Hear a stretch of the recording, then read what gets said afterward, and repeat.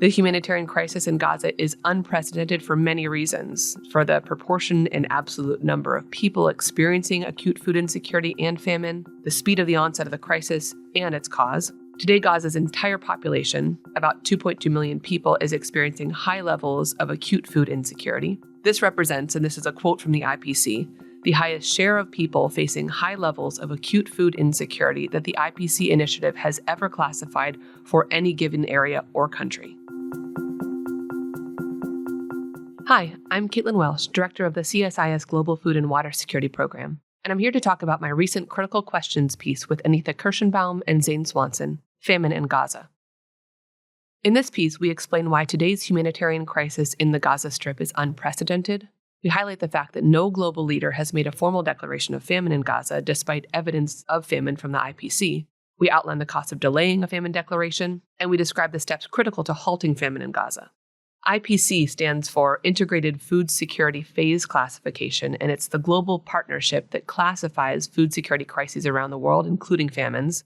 Last month, the IPC related an extensive assessment of the humanitarian crisis in the Gaza Strip, projecting that famine is taking place there, particularly in the northern governorates of Gaza. Now, the IPC has a very specific definition of famine. According to the IPC, famine exists in an area when three separate criteria are met. First, when at least 20% of households face acute food insecurity or an extreme lack of food. Second, when 30% of children suffer from acute malnutrition. And third, when 2 adults or 4 children are dying per day due to starvation or malnutrition-related disease.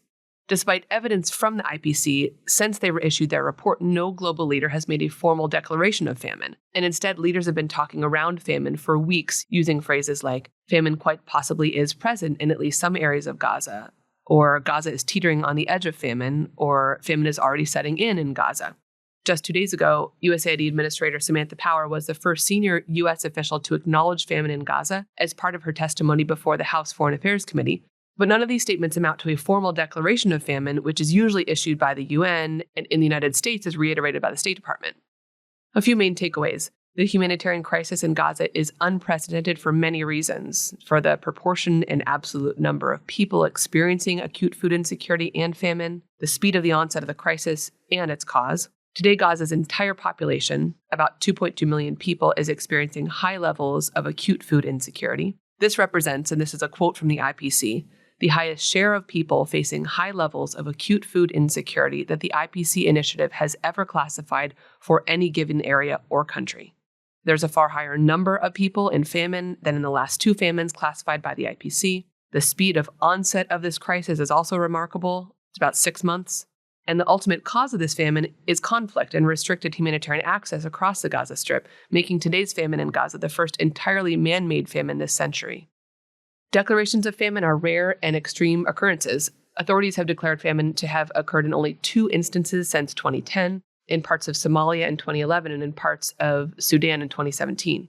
Famine declarations, of course, convey significant political and emotional weight and the expectation of action from the international community.